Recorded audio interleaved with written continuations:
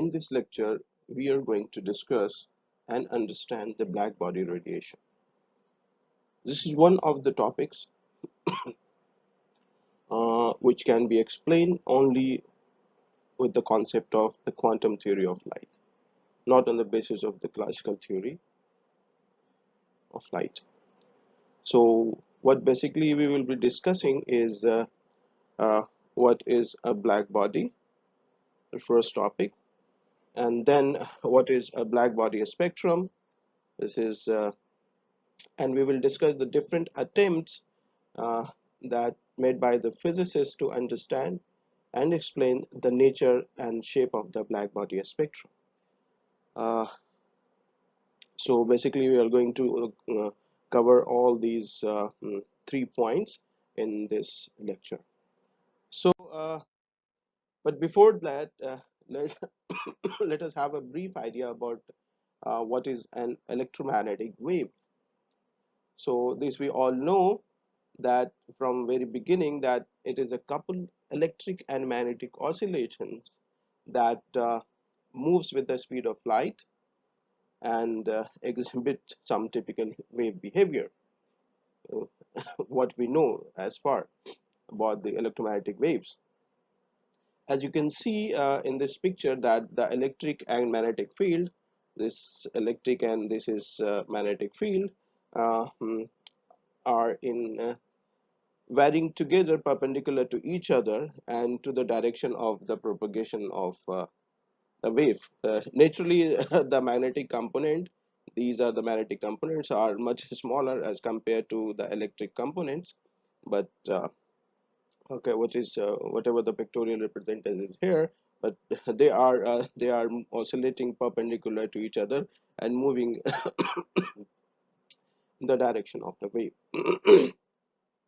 This is the value of c, which is 1 upon square root epsilon naught and mu naught. Epsilon naught, mu naught, this is epsilon naught is permittivity of Fourier space and mu naught permeability of Fourier space. So permittivity and permeability, this is allowing electric or magnetic field, strength of allowing magnetic and uh, electric field respectively in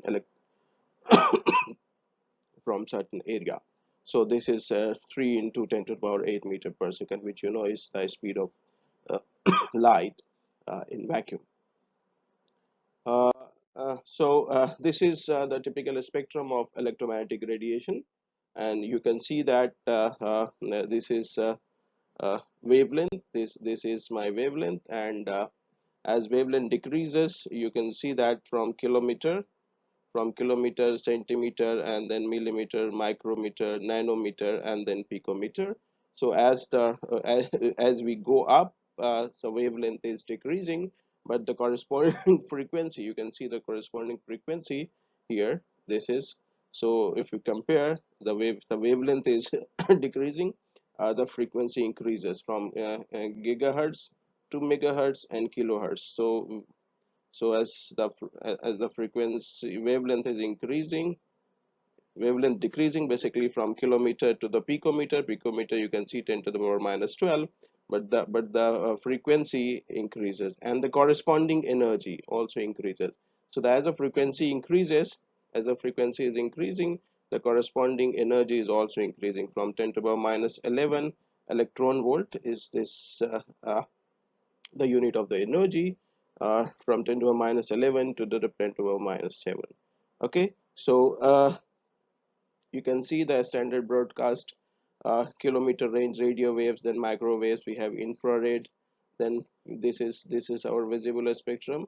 We have red, blue, green, yellow, WebGeo, then comes ultraviolet, then X-ray and gamma rays. So this is the typical spectrum of electromagnetic radiations.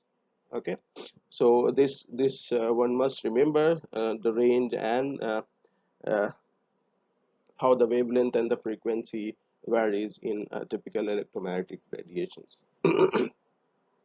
Next is let's move to the black body radiation to understand the black body radiation. What happens that we all know that we have seen that a hot piece of metal, glow. When it glows, so we see that the color of the metal changes. When we heat some piece of metal, then if it is hot, it start to glow. So we see that the color of the metal changes as the temperature of the metal changes. So and the color starts from dull red yellow, dull red to the yellow and to the white as it becomes hotter and hotter. So you might have seen that when we heat up an iron rod, then it start to glow. Then first it seems to be a red, and then it's yellow becomes, and then finally it's become white. So white is the hottest uh, form of that. So we know that every color we see is associated with its frequency and the corresponding wavelength. So if the color is red, then the red color is having its own wavelength and frequency and its corresponding energy. So so an object at any temperature is known to emit thermal radiation. Okay, and the characteristics of these thermal radiation depend on the temperature, what is the temperature of that particular object is there, and the surface properties of that object. So this is how the important point is that, so any object and its temperature is known to emit any radiation. Okay, so so the thermal radiation we perceive from an object basically consist of a continuous distribution of wavelengths from all portion of the electromagnetic spectrum. What I mean to say is that if an object is heated and it is emitting some thermal spectrum, so if we see the thermal spectrum of an object at whatever temperature it is, so apart from the frequency which lies in the visible region, so when you are seeing certain colors, that means the radiation which the body is emitting is in visible region. But apart from this frequency which is lying in the visible region, we see in terms of the different colors. In fact, other frequencies to which our eyes do not respond are present as well, like infrared radiations, ultraviolet radiations, X-ray, etc. They're all present in the spectrum of a hot object when it is radiating. Okay, so therefore an object need not to be basically so hot in order to radiate electromagnetic radiations. So all object radiates such energy continuously whatever their temperature, because but the radiation of which wavelength and frequency will predominate basically. So it depends on the temperature of the object. So you can see that at room temperature, the wavelength of the thermal radiations. So if an object is placed in its room temperature, so the radiation which is coming out of that particular object, which is at room temperature, that thermal radiations are mainly in the infrared region of the electromagnetic spectrum, which we do not see, but we can feel the heat of the heat which is coming in terms of the infrared radiation.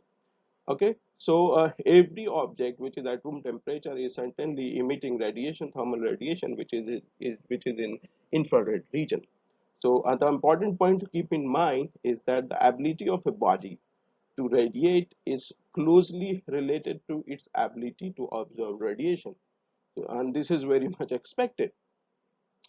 Uh, uh, so why basically try to understand is that that an ability of a body to radiate, if an object is radiating, our body is radiating, is closely related to its ability to absorb radiation. So if it's not absorbing radiation, it is not capable of absorbing the radiation, it's certainly not going to radiate, because if it's not absorbing radiation, it's not going to get heated up, and then it's not going to emit any radiation. So this is very much expected also.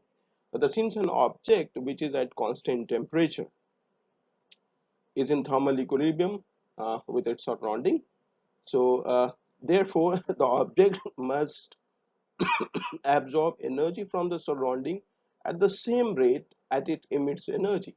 So if I'm saying that if a certain object is in thermal equilibrium with its surrounding, that means that the amount of radiation which is being absorbed by that object is also being emitted by that. That the rate is same, absorption and emission rate is same.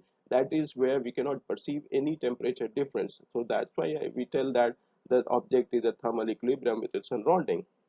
So now let us come to the idea of the black body spectrum. Uh, uh, so the basic problem with the black body was to understand the observed spectral distribution um, of radiation, which is basically emitted by a black body. So so what was the problem? But whatever the spectral radiation or the spectrum we perceive from a black body, we cannot explain it on the basis of our classical physics knowledge, and it was not classical physics knowledge was not adequate to describe and understand the nature and the shape of the observed distribution. So but later all these were explained with the help of the quantum theory of light. So a black body. So what is a black body? So a black body is an ideal body.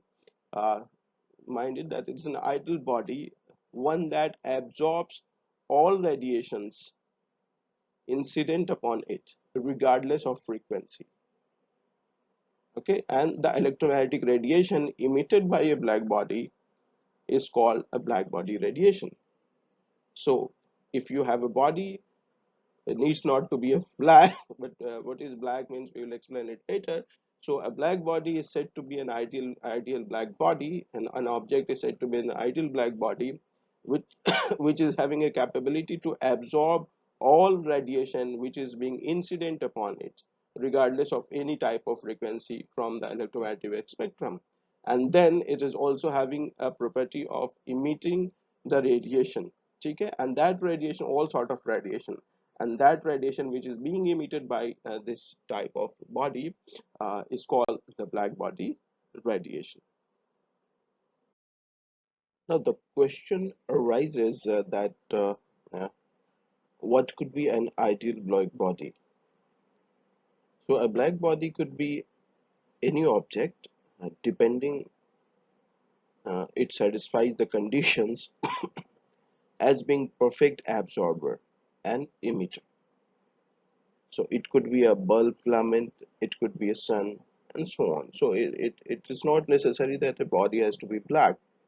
So if it is a perfectly working as a perfect absorber or as an emitter, so it can be considered as a black body.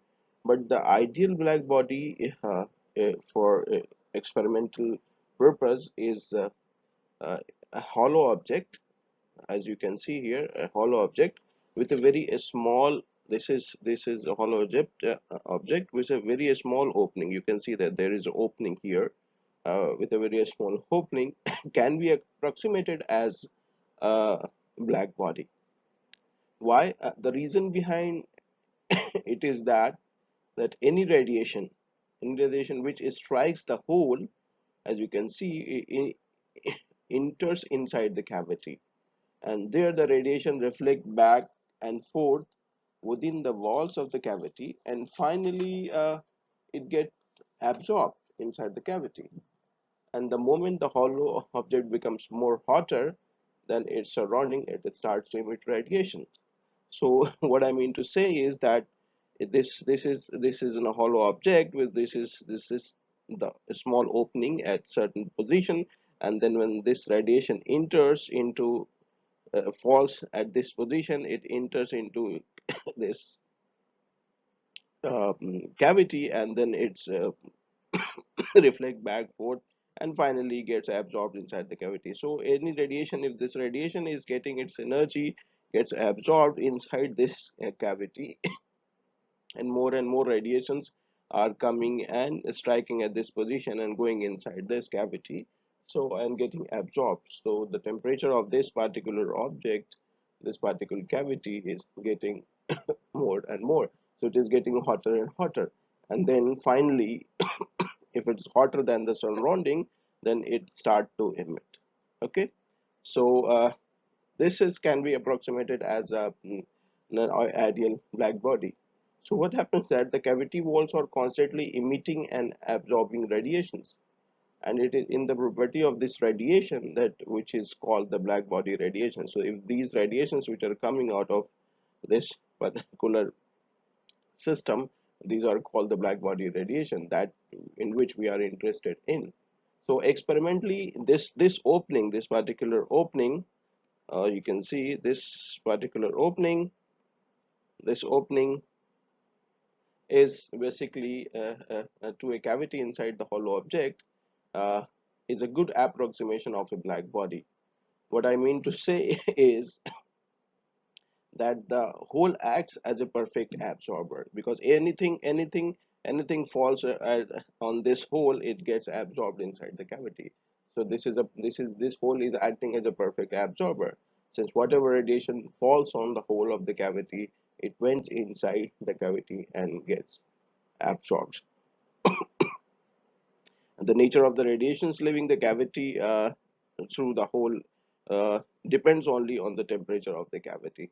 So uh, so what could be a black body is, so for experimental purpose, that any system, and such system with a cavity with a hole, and this hole can be approximated as a black body, because everything which is going to fall on this particular hole is getting absorbed inside the cavity.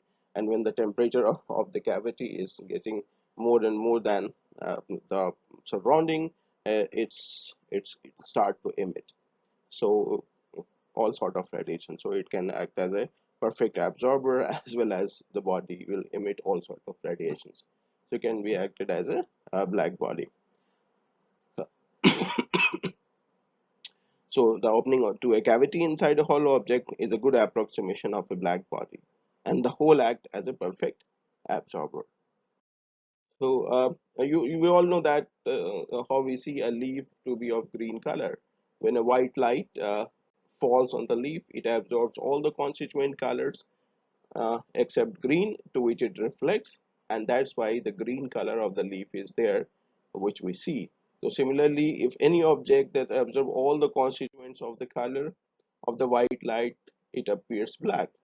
And and the fact that we all know that whatever part of the falling radiation any object absorbs, it gives rise to the rise of the temperature of the object, and finally that is emitted by the object to its surrounding.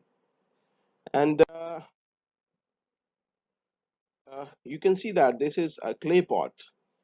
Uh, this is a clay are getting absorbed by them. So as you can see in this picture, that's whether if you if if uh, incident fall on this hole of this clay pot, it gets trapped inside and gets absorbed. The same will happen to the can. So whatever light is falling on this object are getting absorbed by them. So as you can see that further, if you look uh, them through the infrared image sensor, both this system, because they are at room temperature, so if you'll see through both the objects are naturally radiating in the infrared region. So if we see through the infrared image sensor camera, you will feel something like this. You can see here, as I told you, that at room temperature every object at least is emitting radiation in infrared region of the electromagnetic spectrum. So you can see the different colors of these objects, which is due to their different temperature at different parts. Okay, but if you see the whole, if you concentrate on the whole of these two objects here, then you will see that both these holes are at the most glowing one. Okay, most glowing when the same. Why? uh, it is because the hole act as a perfect absorber, and so it is radiating more. Okay, so whatever radiation falls on these holes, they are getting absorbed inside this cavity. So the hole acts as a perfect absorber, and so it's radiating more and more. That's why they are that's radiating more, and that's why they are looking more bright. And the temperature of whether this is of clay or tin, whatever it is, different material. But sorry, but the perfect absorber position of these two, which can acts like a perfect black body, are radiating in the same manner. Like, okay, the same way you can understand the situation in the case of three different hollow metallic block with the hole. So all these three are of different materials. So naturally they are going to have a different temperature variations. So but they have the same hole here. Okay, so whatever the temperature radiation will fall on these holes, they they will get absorbed inside this cavity. So you can see the same result being made of the different materials. You can see being made of the different materials, the body is glowing with different colors, but the hole in these blocks, you can see, is glowing with the same hotness and looking the same, because here also it is acting like a perfect absorber, and that's why radiating more energy and in the equal amount, because all these holes are acting as a perfect absorber, can be approximated as a black body. So what we experimentally find is that,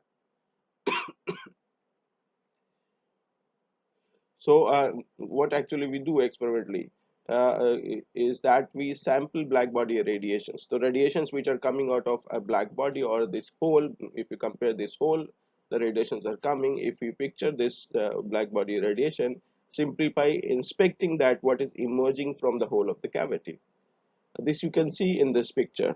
Okay, this you can see in this picture, that how on x-axis we have the wavelength in micrometer range. Okay, and on the y-axis, which is the wavelength of the radiations which are emerging from the black body, and on the y-axis we are there is intensity of the radiations, that how much intense radiation is coming from the black body. So the results agree with everyday experience, but the important points which has to be noted from this picture is that, so first you can see that this spectrum is of a black body at three different temperatures. This is for 200 Kelvin, 300 Kelvin, 3000, 2000 Kelvin, 3000 Kelvin, and 4000 Kelvin.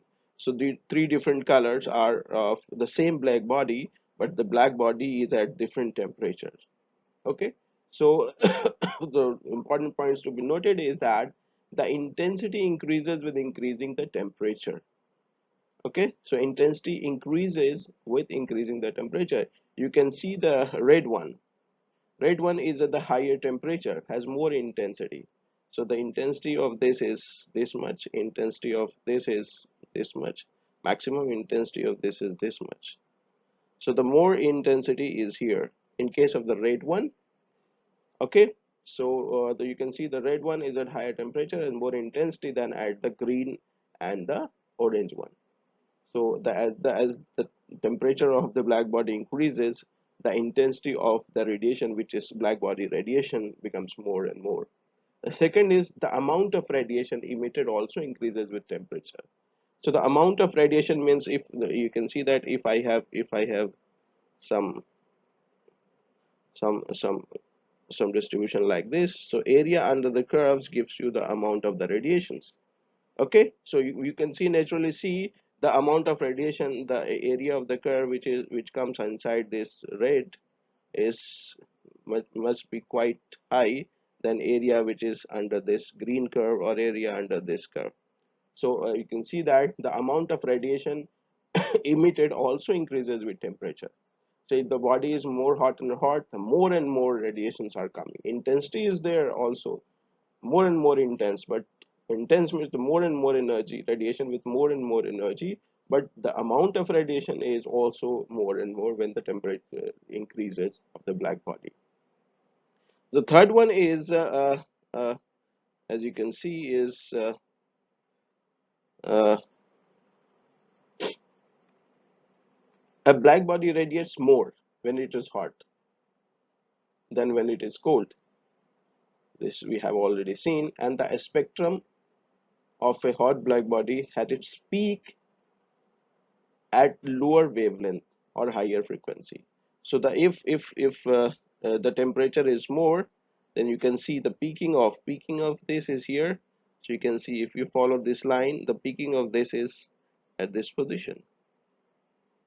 Okay, but if the temperature is less, 3000 Kelvin, then this curve is peaking at slightly at greater position, and this curve is peaking here. So you can see that this one is more hotter with wavelength of less wavelength. This is of greater wavelength. This is of much greater wavelength. So because the wavelength is increasing on this side and decreasing on this side. So as the temperature increasing, the peak wavelength is decreasing. Okay. So uh, mm, so in the spectrum of hot black body had its peak at lower wavelength. Lower wavelength, if the wavelength is decreasing, then means frequency is also increasing. So the spectrum of a hot black body has its peak at lower wavelength or the higher frequency than the peak in the spectrum of a cooler one. So this important property is known as uh, the Wien's law, Wien's displacement law, which is uh, uh, basically is known as, let me write it, is Wien's displacement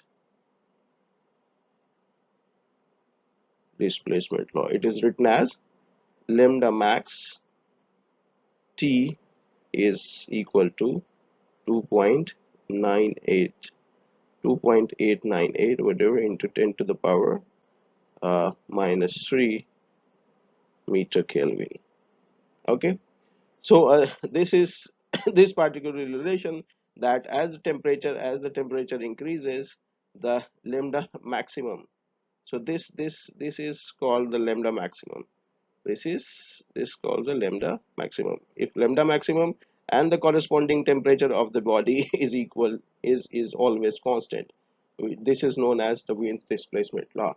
So if you plot black body spectrum with respect to the wavelength or the frequency, then you can see that the peak of the spectrum shift towards the lower wavelength with increasing temperature, but it shifts toward the higher frequency. If you plot with respect to the frequency, it will shift towards. But when I'm plotting with wavelength, it is shifting. The peak is shifting towards the left side.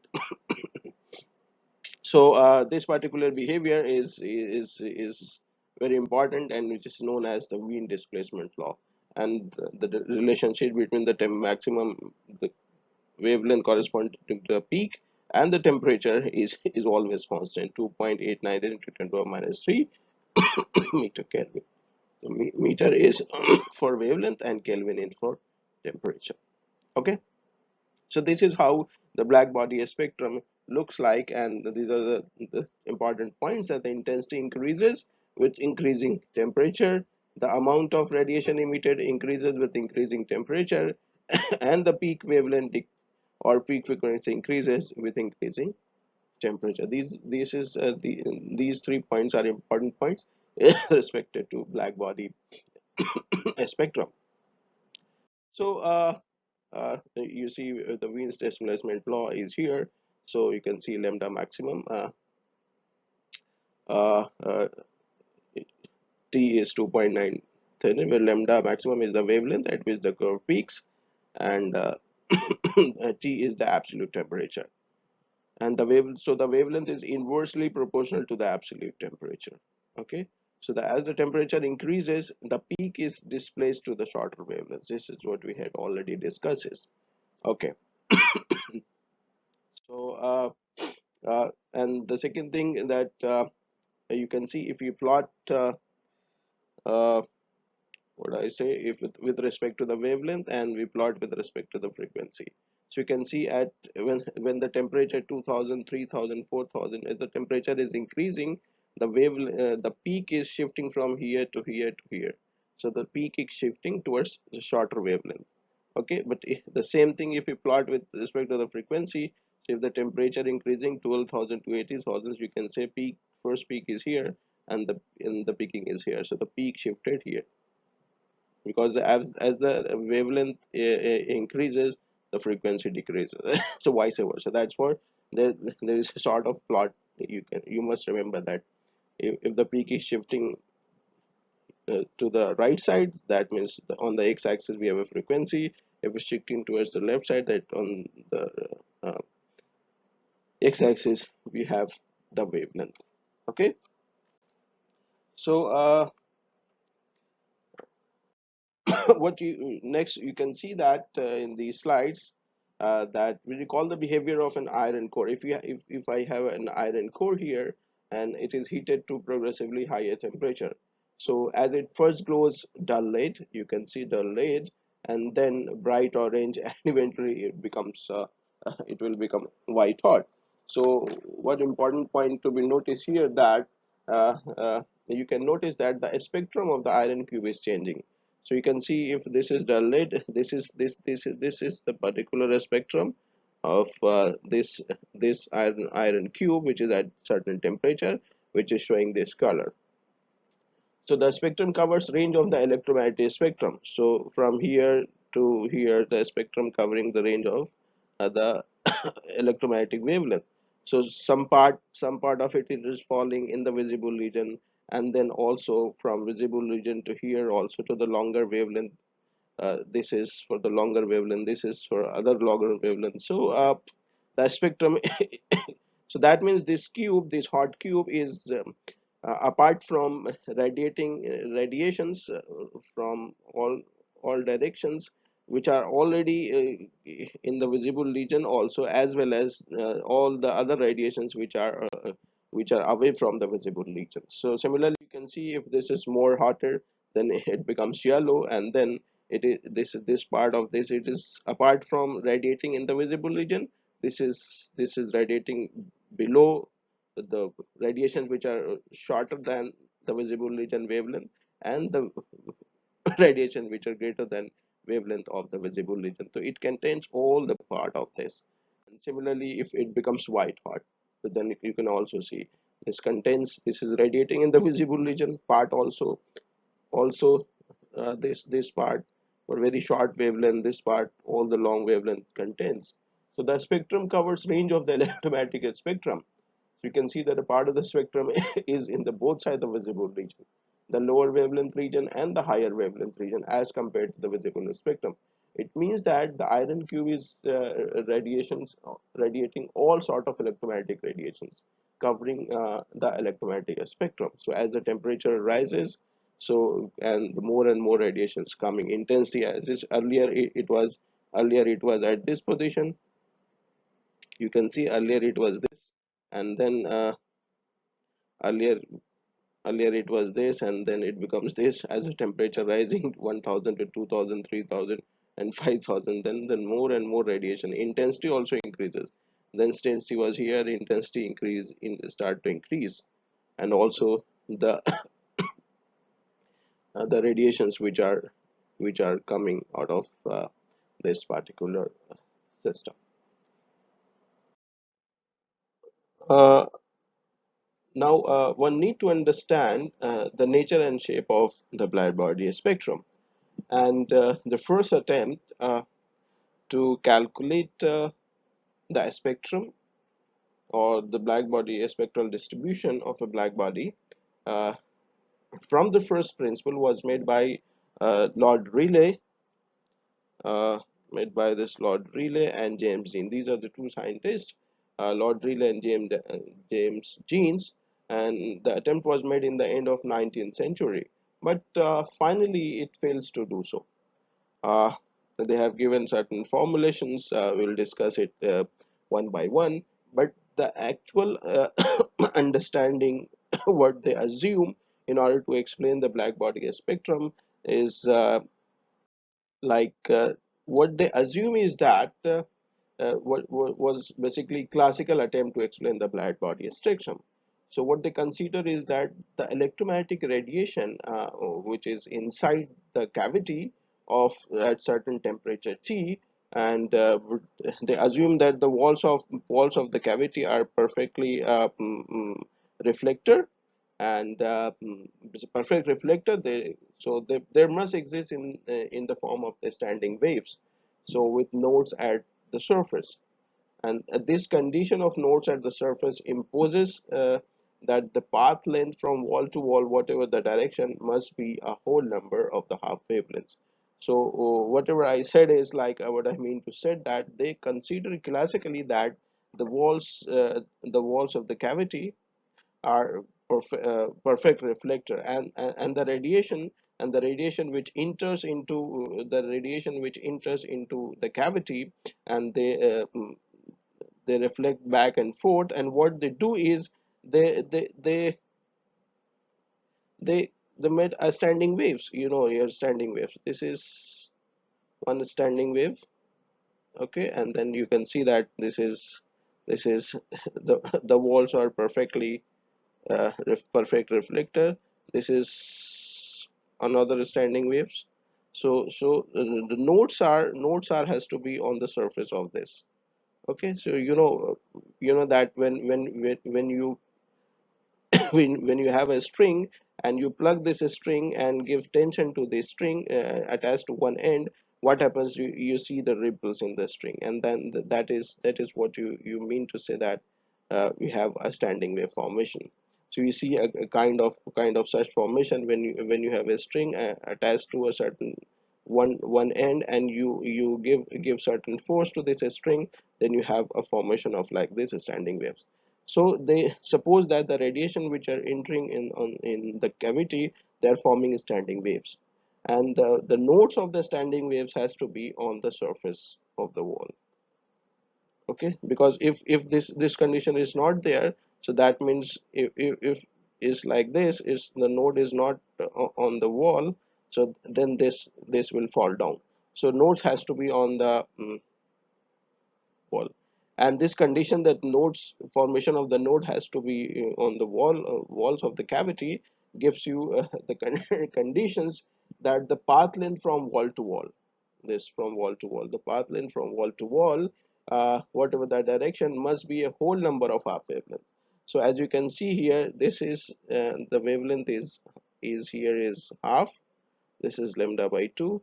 Wavelength here is lambda, one wavelength, the distance between this crest and trough. So this is for n is equal to 2, the length is lambda, and similarly for n is equal to 3, this is one wavelength complete, plus this is half, 1 plus half. So 1 plus half, you will get 3 by 2. So this is 3 by 2 lambda 3. So this is one condition. So uh, the first and most assumption was that the walls of the cavity are perfect reflectors, and the electromagnetic radiations which are falling on the cavity, on the hole and getting inside the cavity, they are forming the standing waves. Okay, nodes and antinodes. Now they have to calculate the number of standing waves. What are the number of standing waves which are being formed per unit volume inside the cavity? So what they decided is, because these are radiations, so decided if a radiation of frequency nu, and the another radiation nu plus d nu. So in this frequency range, inside a per unit volume, how many standing waves are there? Okay, inside the cavity. So they have calculated, and they have given an expression, and that is represented as g nu d nu, and they have with certain constant. This is 8 pi c cube, and then we have nu square d nu. So c is velocity of light. This is constant. It's 8 pi. This is a constant quantity, and this is nu square. So this gives you the number of standing waves per unit volume inside the cavity of frequency range nu, and g nu plus d nu. So this expression is going to give us the number of standing waves per unit volume inside the cavity. And the second thing it was to associate every standing waves is having an energy associated with it. So what could be the energy associated with each standing waves? If I multiply by this, then I'll get the total energy inside the cavity per unit volume. So to get the average energy per standing waves, they have used the classical concept of equipartition theorem. So this concept, you all know that when you calculate the energy associated with every degree of freedom associated to an atom or molecule of a gas. So you know, if you have a molecule of a gas inside a gas chamber, so these molecules are there. So all these molecules, this particular molecule uh, is vibrating also. This particular molecule is rotating also. This is also this translating. So all sort of motion this particular atom or molecule inside this gas atom is doing, and every motion of this is associated with half kT of energy.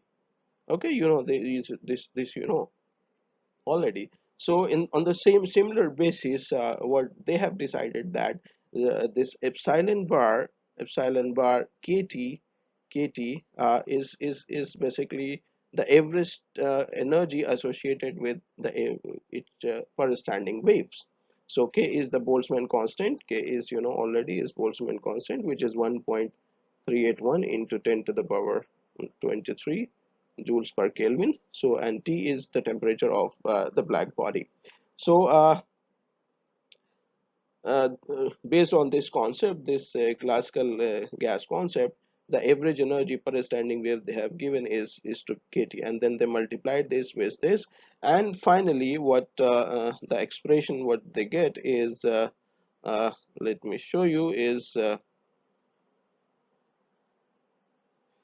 uh, this is this you know, this is the average energy per standing waves, and then if I multiply it by this, and then we get the total energy per unit volume, and that you can see 8 pi kt square and then nu square du. So this is the expression which so finally Rayleigh and Jeans given to explain the black body spectrum, and this gives the total energy per unit volume. Okay, so mm, let us try to figure out that whether this expression or this Rayleigh-Jeans formula explain the nature of the black body spectrum or not. So what this is, this equation did is uh, to the black body spectrum, they do explain the black body spectrum towards the higher regions. So this you can see, this is the curve. This is the curve given by the Rayleigh-Jeans formula, and this red one is the experimental curve.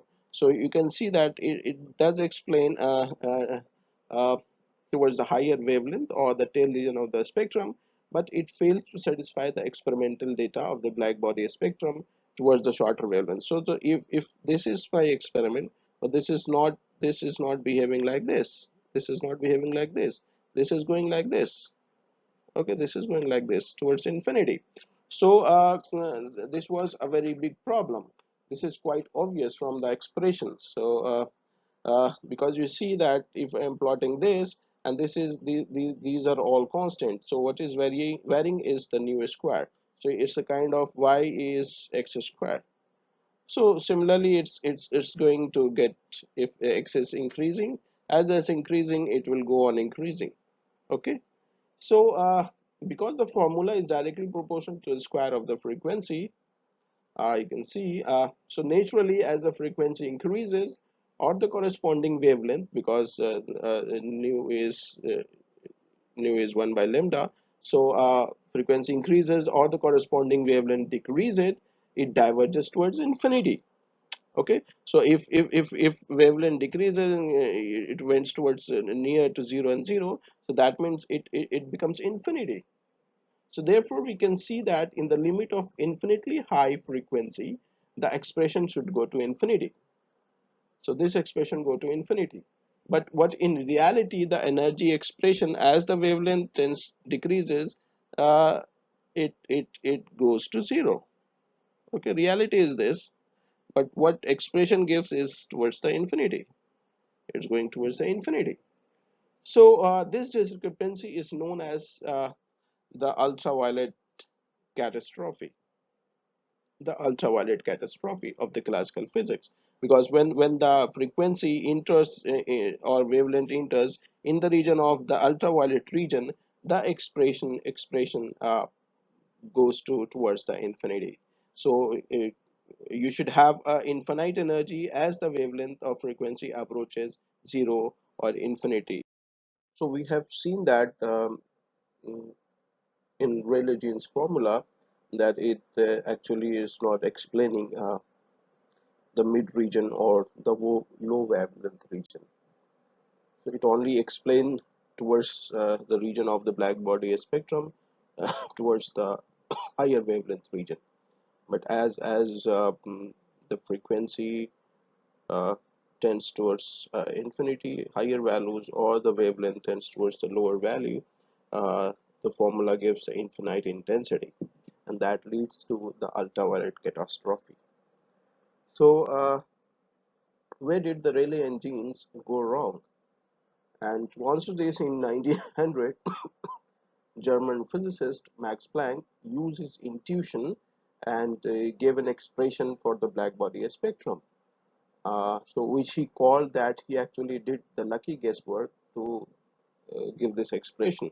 Just by seeing the nature and the shape of the spectrum, he gave directly to an expression which could explain the black body spectrum. And in fact, this actually works well and is in complete agreement with the experimental observation of the black body spectrum. So basically, he introduced the concept of uh, the quantum of action. This is the important thing. So, introducing the concept of quantum of action, he tried to explain the black body spectrum and the expression which he had given. And in 1918, he was awarded the Nobel Prize for the discovery of the quantized nature of the energy. What actually he did is he actually developed a theory, uh, and the basis of the theory is that assuming that the cavity radiation uh, came from the atomic oscillations in the walls, through the wall atoms of the cavity walls. So what he assumed that the the radiation which were entering inside the cavity uh, actually uh, uh, what they did that let me explain it like this, that he assumed that the cavity radiation which comes from the atomic oscillation of the cavity of the wall, it means that the electromagnetic radiation which enters inside the cavity, okay, it strikes the atoms of the cavity walls, and this oscillates these atoms, and then these atoms emit radiation. So if you have a cavity, if I have a cavity, this is a hole, and this electromagnetic radiation enters into this, and and it strike the walls, and finally the energy of this radiation gets absorbed. So this radiation which is entering into the cavity, and that strike the atoms of the wall, and what happens if this is one of the atom and this radiation strike this start to oscillate. The atoms of the cavity wall start to oscillate, and when it oscillate, then in the process of oscillation they emit radiation, and this radiation is coming out of the black body or the cavity, and that gives you the black body spectrum. Earlier, what Rayleigh engines thought that this radiation, electromagnetic radiation, which is entering inside the cavity, they are making standing waves. But what Planck did, that it's not happening. This radiation which is entering, it goes and strike the atoms of the cavity walls, and by absorbing this energy, the atoms start to vibrate, and then in the process of vibration they emits the electromagnetic radiations, which gives us the black body spectrum. So but Planck said that the oscillators in the cavity walls could not have a continuous distribution of possible energy E, and he made two important assumptions about the nature of the oscillations in the cavity wall. So what he actually assumed, that the first thing that is that he said that if this atom is vibrating, if this atom vibrating, this atom is not going to have, if this is energy scale, this atom is not going to have this continuous energy, continuous distribution of energy. Okay, what do I mean by continuous distribution of energy? That this vibrating atom cannot have energy like it's a 0 to 10 scale, if I suppose. So it cannot have like this is, if this is, it can have 1, but this is 2, but it cannot have 3 by 2 amount of energy. It cannot have half amount of energy. So any energy is not possible, it's not a continuous distribution. But he said that the energy of an oscillator can have only certain uh, discrete values. So the energy of an oscillator can have only certain discrete values. So what he said, that this, if this atom when absorbs this electromagnetic radiation and it start to oscillate, then it can have only certain value of energy. This is, if this is energy scale, so it can have this is 0 1. If this is ground, this is, say, if you suppose 0, this is going to 1 2 3 4 5 and so on. So this can have only like 1 2 3 4 5 amount of energy, but it cannot have continuous energy. As I told you, you cannot have half, 3 by 2, 4 by 2, 7 by 2, and sort of. The energy of an oscillator can have only discrete value En, which is given as E equal to nh nu, and n is 0 1 to 3. So that means it can have like 0, it can have n is equal to 1, this is h nu, this is 2 h nu, this is 3 h nu, this is 4 h nu, and this is 5 h nu, and this is so on. So only the oscillator can have energy in this manner, not it cannot have 3 by 2 h nu of amount of energy. Okay, so it says it can have only a discrete value of energy, where n is a positive integer called the quantum number, and h is the Planck constant, you all know, given by nu is the frequency of the oscillation. So this says that the energy is quantized. It's not continuous, it is quantized. And each discrete bundle of energy, this h nu, this particular h nu, is called a quantum, or plural is called the quanta. Okay, and each discrete energy value correspond to a different quantum state.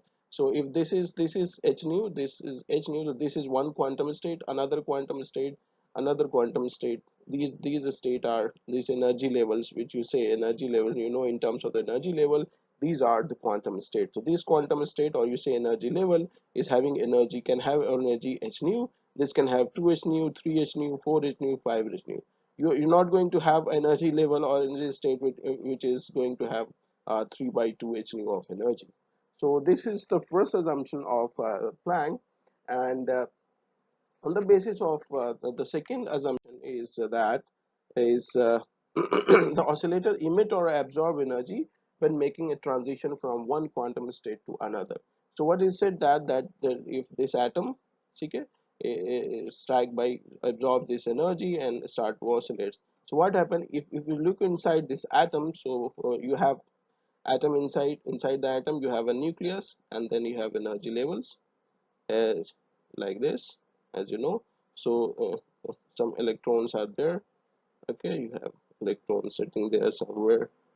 Okay, so what happened when strike this absorb energy and went back to some higher state, depending upon how much amount of energy is being imparted by this electromagnetic radiation to this particular electron of the atom.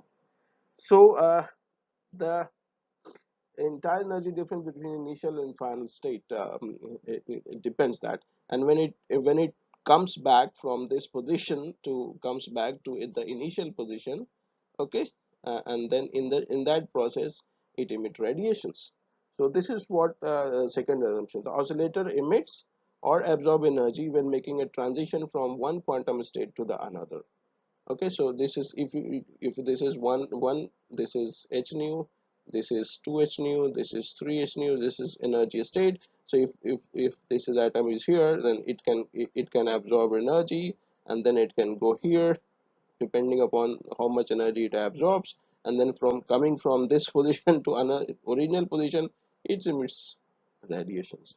Okay, so the entire energy difference between the initial and the final state in the transition is emitted or absorbed as a single quantum of radiation. And therefore, an oscillator emits or absorbs energy only when it is changes quantum state, when it only uh, goes from one quantum state to the another, either this from here to here or from here to here, and then when it come back, it emits radiations.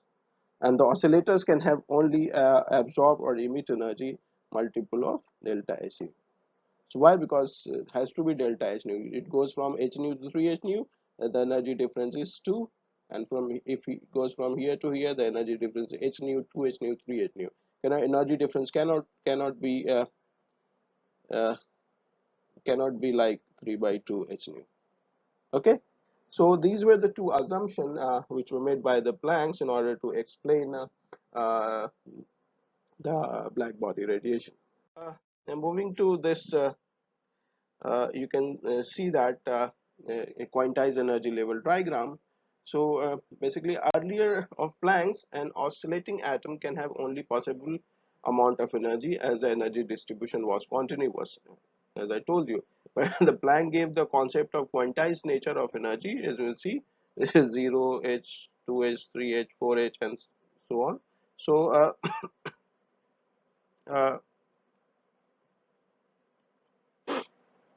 Planck, so on the basis of the Planck, what he given that the quantized nature of energy, which you can see is depicted in the picture, like quantized energy level. This is 0, 1, 2, 3, and so on. Okay, 1, 2, 3, 4, and so on, n goes to infinity. But what actually I mean to say is that uh, based on this quantized energy level concept, now let us try to explain the different region of the black body spectrum. Okay, let me concentrate on this diagram. So if we concentrate on this low energy region, low wavelength region of the black body spectrum, how we can explain this? So in this region, you can say that because at low wavelength region, which correspond to the high frequency. So if the wavelength is low wavelength, and that correspond to the high frequency, and that correspond to the high energy. So if we're considering the low wavelength, that means we have a high frequency, so we have a high oscillator energy is more. Therefore, being more energy, there is a large separation between the energy levels. So more energy, that means the energy between n is equal to 1 to n is equal to 2 is large. Okay, so the energy at the difference between this state to this state is naturally going to be very large. So the separation has to be very large. This lead to a low probability of excited state, and so will be a very few downward transition because the energy is large. So getting atom electron of the atom getting excited and getting so much of energy going from this state to this state to this state and coming from this state to this state, the probability must be very low, and this lead to the low intensity region of the uh, black body radiation. So coming to the long wavelength region, this region here we can see, as because the wavelength is large, so frequency has to be small, and if the frequency is low, so that means the corresponding energy will be less. Therefore, when the corresponding energy less being low, there expect to be a small separation between the energy levels because the energy is less here. This lead to a high probability of excited state, and so will be a very many more downward transitions. As much upward transition and as much downward transitions, probability will be low. But because the energy is very low, therefore the high probability of transition, but the low energy leads to the low intensity here also. The intensity is low here in this case also. But if you concentrate in the peak region, so that peak wavelength region, which is somewhere between the very short and very long wavelength region, we expect to have high probability of excited state, and so will be a very many more downward transition too, and therefore this lead to a maximum of the intensity. So this is how we can explain the different region on the basis of the energy level diagram. Further, that is so coming to the wavelength distribution function, uh, or radiation formula given by the Plancks, you can see this is for this is u nu d nu, and 8 pi h upon c cube and nu cube d nu, and then we have different expressions. So if we compare with the Rayleigh-Jeans formula, which was like u nu d nu was given by 8 pi kt by c cube, and then you have nu square d nu. So if you compare with this, so uh, here we use the average energy was kT, but now here the difference is this in the average energy distribution of function. So and because of this, the expression totally changes. So this expression basically explain all the regions of the black body radiations.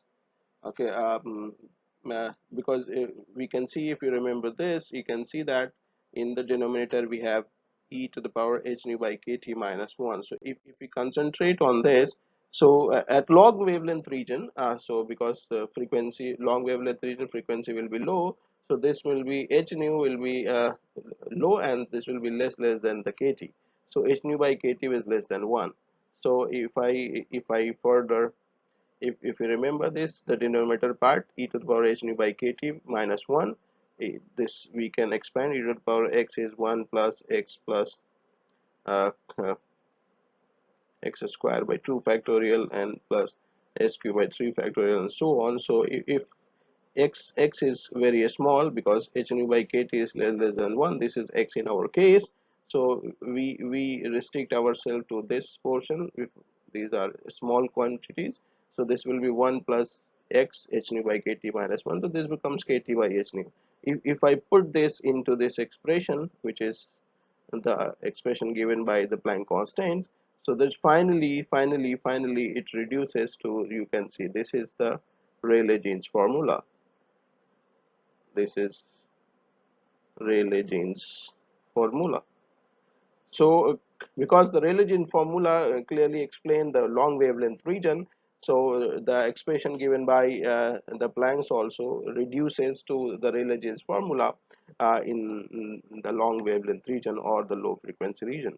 And but also at short wavelength where the frequency is high, so we know that in that case, when frequency high, h nu will be much greater than kt. So the e to the power x, because this is going to be greater than 1, so this will tends to infinity.